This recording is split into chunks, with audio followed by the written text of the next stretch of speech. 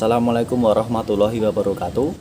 Bertemu lagi dengan pelajaran prakarya kelas 8. Pada pertemuan siang hari ini kita akan melanjutkan materi yang kemarin. Yang kemarin kalian sudah membahas atau mempelajari materi yaitu di halaman 16 tentang proses produksi kerajinan bahan lunak.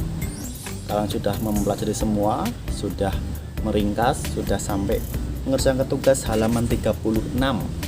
Jadi pada siang hari ini kita akan mereview sedikit. Selanjutnya nanti ada tugas. Nah, kebetulan 2 minggu lagi kita sudah ujian tengah semester. Jadi kita akan persiapan. Ya. Yang pertama yang akan kita pelajari yaitu proses produksi kerajinan bahan lunak. Dalam pembuatan kerajinan bahan lunak ini kita harus memperhatikan proses produksinya. Apa yang diperhatikan? Yaitu mempunyai 5 atau ada 5 yang diperhatikan, yaitu syarat-syarat perancangan benda kerajinan. Yang diperhatikan itu ada 5 syarat. Syaratnya adalah 1, kegunaan yang biasa kita sebut dengan utility. Benda kerajinan harus mengutamakan nilai praktis, yaitu dapat digunakan sesuai dengan fungsi dan kebutuhan. Contohnya mangkuk untuk wadah sayur. Jadi kalian kalau membuat suatu kerajinan, pastikan kerajinan yang kalian buat itu mempunyai gunanya. Contohnya di sini mangkuk untuk wadah sayur. Jangan membuat kerajinan berbentuk mangkuk atau malah nggak jelas kayak piring tapi bukan piring, mangkuk bukan mangkuk. Gunanya untuk apa ini? Untuk ditaruh di meja pak, buat apa nggak tahu. Wah, itu bukan kegunaan, itu bukan suatu proses produksi yang benar karena tidak mempunyai syarat-syarat yang dibenarkan ya. Terus yang kedua ada kenyamanan. Kenyamanan itu biasa kita sebut dengan comfortable. Comfortable, benda kerajinan harus menyenangkan dan memberi kenyamanan bagi pemakainya. Contoh cangkir ada pegangannya. Jadi kalau cangkir itu tidak ada pegangannya itu menimbulkan kurang nyaman. Karena apa? Karena cangkir kan didesain dengan pegangan biar dipegang, kalau panas itu tidak kepanasan, cukup dipegang tangkainya. Ya, di situ menimbulkan unsur kenyamanan atau comfortable. Yang ketiga yaitu keluasan. Keluasan di sini benda kerajinan harus memiliki keserasian antara bentuk dan wujud benda dengan nilai gunanya. Contohnya yaitu sepatu sesuai dengan anatomi dan ukuran kaki ya. Kita kalau membuat suatu produk itu kalau nggak luas nanti hasilnya aneh ya. Kalau contohnya di sini kita lihat sepatu nggak sesuai dengan ukuran kaki kita, ukurannya terlalu besar atau malah kotak atau malah bulat ya, itu bukan sepatu, itu malah menjadi sendal pun juga bukan, itu namanya nggak luwes, dipakai nggak nyaman. Maka dari itu pertimbanganlah segi keluasannya. Yang keempat ada kenyamanan atau safety. Benda kerajinan tidak boleh membahayakan pemakainya. Contoh, piring dari serat kelapa harus mempertimbangkan komposisi zat pelapis atau pewarna yang dipakai tidak berbahaya jika digunakan sebagai wadah makanan. Jadi kalau kita itu besok prakteknya menggunakan bahan-bahan yang sekiranya menggunakan pengawet buatan, janganlah untuk kebutuhan konsumsi kita karena itu kurang baik ya. Ya, bisa menimbulkan berbahaya juga. Jadi kelapa itu nggak bahaya ya, itu boleh. Kalau dikasih warna merah, kuning, hijau, langit yang biru, nyanyi malah. Nah, itu malah nggak bisa seperti itu karena harus melihat unsur keamanannya.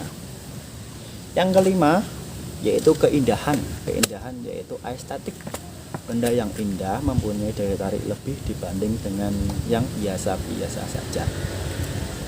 Keindahan sebuah benda dapat dilihat dari beberapa hal. Di antaranya bentuk, hiasan atau ornamen, dan bahan bakunya. Jadi kalau kalian besok membuat suatu kerajinan, itu kerajinannya itu kurang dipandang itu kurang indah ya, kalian harus buat sebagaimana atau sesuai kreatif kalian biar suaranya lu suaranya ya, karena tadi ada suara ayam itu kita di depan kelas ini ya. Kembali lagi ke topik keindahan itu. Jadi kalian harus lihat unsurnya ya, lebih bagus. Kenapa kok harus indah? Yang pertama, indah dipandang. Terus kedua, kalau itu menimbulkan daya jual, kalau dijual juga bisa laku. Terus yang terakhir itu, kalau semuanya itu indah, kita akan memakainya atau menggunakannya itu juga dengan nyaman, karena lihat itu sudah seneng. Kalau lihat itu sudah seneng itu pasti kita langsung bahagia ya seperti itu tadi 5 syarat-syarat perancangan dalam proses produksi kerajinan bahan lunak. Nah, di sini halaman selanjutnya, halaman 17-18, di sini ada kerajinan bahan lunak alam. Kalian bisa pelajari. Di sini ada banyak sekali contoh-contohnya. Enggak semuanya kita praktekkan. Kita besok prakteknya cuma cukup 1. Kalian pilih 1 apa yang kalian buatnya di rumah. Tidak berkelompok karena kita sekarang di rumah ya. Buatlah yang simpel-simpel. Nah, sebelum ke tugas nanti kita lihat ini dulu. Bahan kerajinan bahan lunak alam ada keramik ya, contohnya di sini dia membuat suatu gerabah kerajinan. Terus yang kedua ada kerajinan kulit, halaman 25 ini kerajinan kulit. Di sana ada peralatan, di sini contohnya kayak membuat wayang-wayangan ya, wayang kulit ya. Terus yang ketiga kerajinan adonan tepung atau forklay ya. Kak kelas kalian kemarin banyak yang menggunakan forklay ini sangat mudah didapat dari tepung-tepungan dari bahan alam. So kalian membuat ini bisa tinggal dilihat. Jadi besok apa yang kalian praktekkan itu silahkan pilih salah satu, buka bukunya, lihat materi apa yang akan kalian ambil, pilih salah satu aja.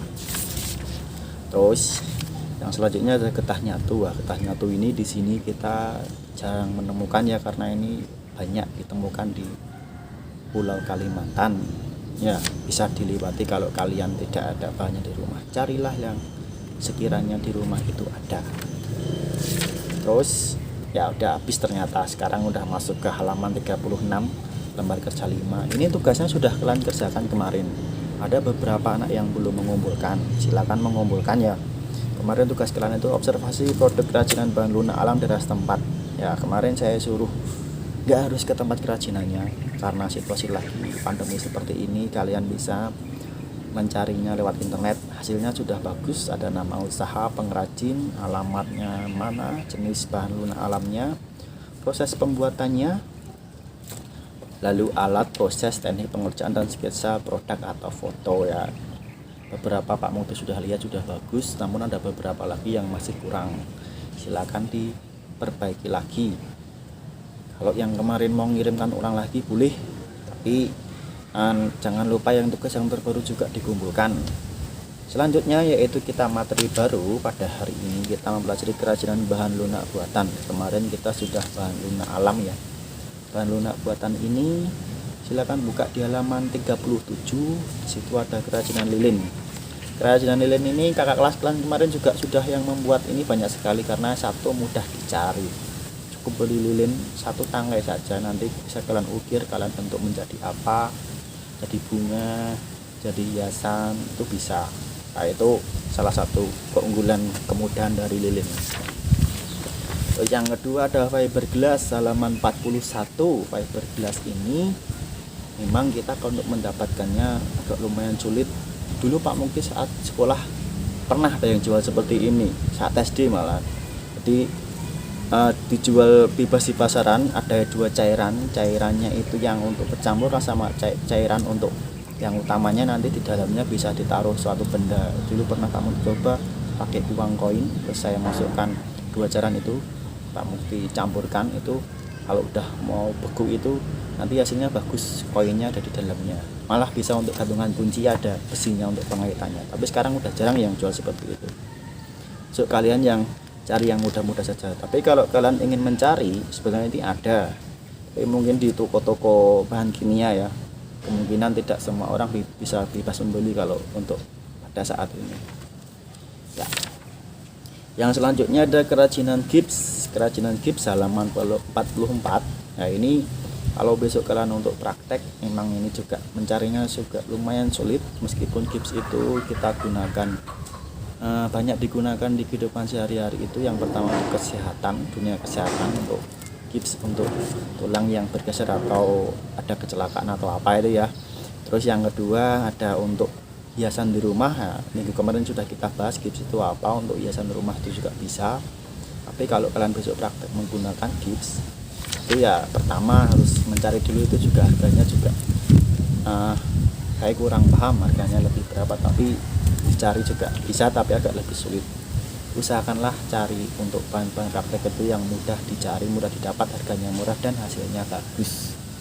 Itu sangat dicari banyak orang. Ya, yang keempat ini halaman 46. Ini sangat banyak digunakan oleh anak-anak, yaitu kerajinan sabun. Kerajinan sabun di sini gunakanlah yang sabun batang. Gunakan sabun batang, kalian bisa ukir dengan pengukir, enggak harus menggunakan alat ukir yang bagus, bisa menggunakan ujung pulpen atau patahan besi atau penggaris atau benda tumpul atau tajam yang lainnya, kalian bisa menggunakan itu. Terus yang kelima ada kerajinan polimer clay. Polimer clay ini dari bahan buatan, kalian juga bisa mendapatkan di toko-toko. Polimer clay itu kalau kita sering bisa cari, dan kalau namanya malam itu seperti kalau kita untuk roket air biasanya juga menggunakan malam. Itu polimer clay itu plastisin itu bisa kita dapatkan, harganya cukup lumayan murah, cukup dengan 2.000-1.500 rupiah udah dapat. Ukurannya juga udah dengan sepersegini lah. Nanti bisa kalian bentuk-bentuk, itu sangat mudah dicari, mudah dibentuk, mudah untuk dibuat sesuatu. Kalian bisa menggunakan polimer clay atau plastisin. Ya, sudah habis materinya. Kita tugasnya ini yaitu halaman 52 lembar kerja 6, mengobservasi produk kerajinan bahan lunak buatan di daerah setempat. Jadi kalian tidak perlu mencari ke tempat kerajinannya. Meskipun kakak kelas kalian kemarin mencari sudah mendapatkan banyak tempat, tapi karena situasi seperti ini kalian cukup mencari di internet saja. Nah, karena dulu itu berkelompok kemana-mana bareng-bareng, nah, karena ini kita membuatnya itu di rumah, cari di internet, saya kira kalian buatnya sendiri-sendiri mampu, bisa. Yang pertama, carilah kerajinan bahan lunak buatan di daerahmu atau dicari di Indonesia ya, bebas di daerah manapun itu, nama usahanya apa, nama pengrajinnya, alamatnya, jenis bahan lunak buatannya. Jangan kebalik ya, sekarang buatan, kalau minggu kemarin bahan lunak alam. Terus proses pembuatan dari bahan mentah menjadi bahan bakunya bagaimana, alatnya apa, teknik pengerjaannya bagaimana, prosesnya itu bagaimana, sketsa produk fotonya bagaimana. Ya, kalian berikan contoh bukti gambar, bisa di-download 1 atau 2 foto udah cukup. Tugasnya hanya itu, halaman 52. Tugasnya dikirim di mana? Kirim di link yang Pak Mukti sediakan. Nanti di bawah ini ada deskripsi, di situ ada link kumpul tugas prakarya. Ya, untuk biasa absensi jangan lupa ya, absensinya di kolom komentar. Bagi yang teman-teman melihat tapi belum presensi, silakan diingatkan. Dan yang utama tugasnya dikerjakan. Ini mudah. Kita 2 minggu lagi sudah ujian tengah semester. Ujian tengah semester biasa sebut kita dengan PTS. Ini besok waktunya pas kalian mengerjakan ini, terus nanti dikumpulkan. Minggu depan kita materinya yaitu mempelajari apa yang kalian buat. Jadi harapannya itu selama 2 pertemuan ini kalian mencari observasi kerajinan. Minggu depan tugas kalian adalah membuatnya di rumah masing-masing. Nah, besok langsung sebelum ujian atau malah beberapa hari setelah membuat itu bisa kalian kumpulkan seperti biasa melalui link. Jadi pertemuan kita sebelum BTS cuma tinggal 1 kali lagi, yaitu 1 kali itu besok tugasnya yaitu membuat kerajinan. Besok akan Pak Mukti pantau juga proses pembuatannya ya, agar waktunya tidak terlalu panjang ya. Nanti kuotanya terlalu banyak kalian membuka ini Kemarin sudah saya jelaskan via YouTube panjang kali lebar. Sekarang Pak Mukti saya cukupkan sampai di sini. Jangan lupa tadi tugasnya halaman 52 lembar kerja 6, mencari atau observasi produk kerajinan bahan lunak buatan yang kalian temukan di internet bebas. Yang penting harus berupa bahan lunak buatan, bukan bahan lunak alam. Materi kita hari ini bahan lunak buatan. Pak Mukti kira sampai di situ ya. Jangan lupa untuk terakhir ya, biar mendapatkan informasi terbaru video dari Pak Mukti, silakan di subscribe pada di bawah ini ya, biar kalian itu mendapat notif saat Pak Mukti mengupload materi yang terbaru ya. Saya akhiri dulu. Wassalamualaikum warahmatullahi wabarakatuh.